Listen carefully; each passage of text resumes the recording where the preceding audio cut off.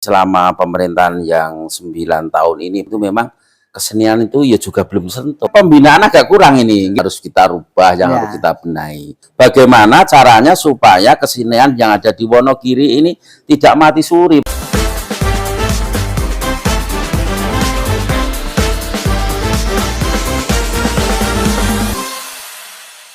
Kali ini kita akan berdiskusi lebih jauh dengan Pak Aji Tarso, calon Bupati Wonogiri 2024, khususnya terkait dengan seni budaya, olahraga, karena bagaimanapun juga Wonogiri ini bagian dari wilayah atau dekat dengan keraton baik Mangkunegaran maupun Kasunanan di Surakarta. Ketemu kembali dengan saya, Kata Kita. Pak Aji Tarso, Wonogiri ini kan daerah yang kalau istilah di Solo itu istilah Solo ada Solo Raya itu ya. Solo termasuk Wonogiri. Tetapi Wonogiri juga perbatasan dengan Ponorogo. Ada namanya Riok Ponorogo. Ada seni-seni yang lain, ada ketoprak dan sebagainya. Termasuk di dalamnya salah satu ikon Wonogiri yang sekarang dikembangkan namanya seni Ketek Ogleng. Nah, kira-kira bagaimana pandangan dan kebijakan Pak Aji Tarso nanti kalau terpilih menjadi Bupati Wonogiri terkait dengan seni budaya ini? Karena bagaimanapun juga ini adalah produk dari peradaban kehidupan manusia khususnya di kawasan Wonogiri, Pak Aji Tarso. Nggih, Mas Joko. Selama ini saya amati selama pemerintahan yang 9 tahun ini Pak Joko, itu memang kesenian itu ya juga belum sentuh. Makanya saya tadi belum sampai ke situ. Sebenarnya program saya sampai ke sini Pak Joko. Artinya apa? Kesenian yang ada di Wonogiri karena ini peninggalan nenek moyang, peninggalan adiluhung, ya kita kembangkan Pak Joko. Lah ngembangnya piye Pak Tarso? Ya dari beberapa kesenian yang ada di Wonogiri ini nanti akan kita undang untuk membicarakan beberapa hal yang ada di kesenian itu Pak Joko, misalnya dari pedalangan, dari ketoprak, dari campur sari, bahkan ada yang Ketek Ogleng. Itu nanti apa toh butuhmu kira-kira untuk menghidupkan seni yang ada di Wonogiri? Saya rasa ini memang Wonogiri ini yang akhir-akhir ini hanya yang populer-populer saja, sing dandut, nyanyi kondang-kondang itu loh Pak Joko.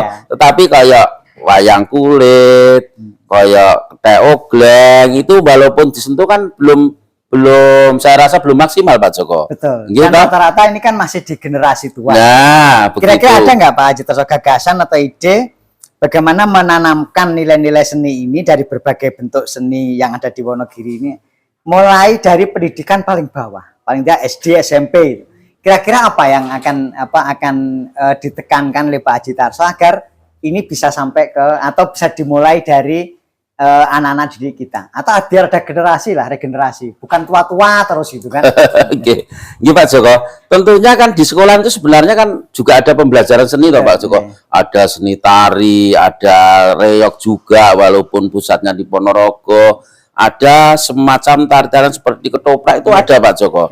Nah, itu sebenarnya di Wonogiri kalau memang di dalam dinas pendidikan itu dimasukkan program itu, saya rasa itu nanti bisa Pak Joko.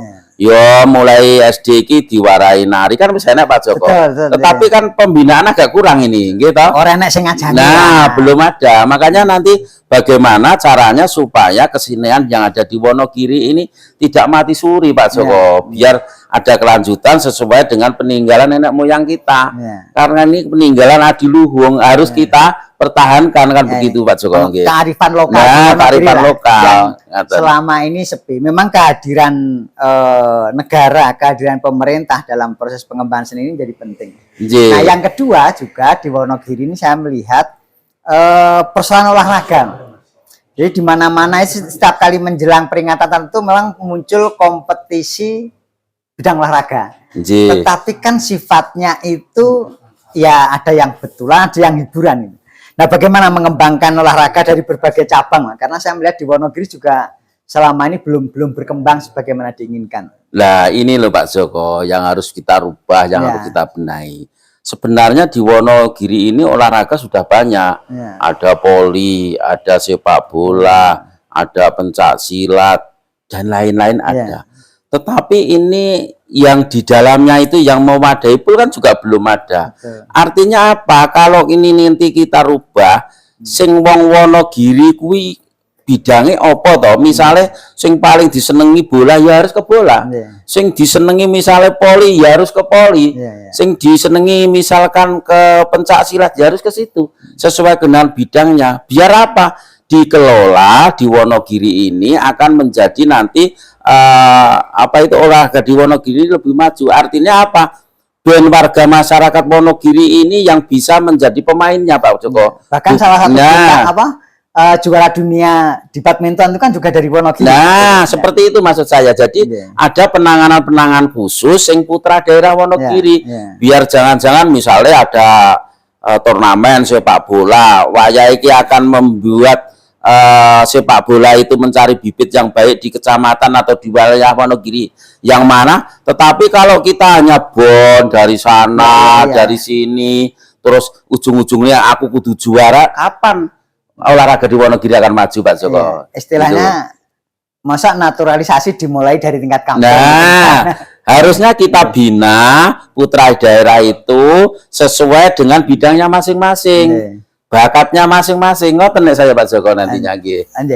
Di samping di luar seni maupun olahraga, kira-kira apa lagi yang perlu ditanamkan sejak dini di dunia pendidikan?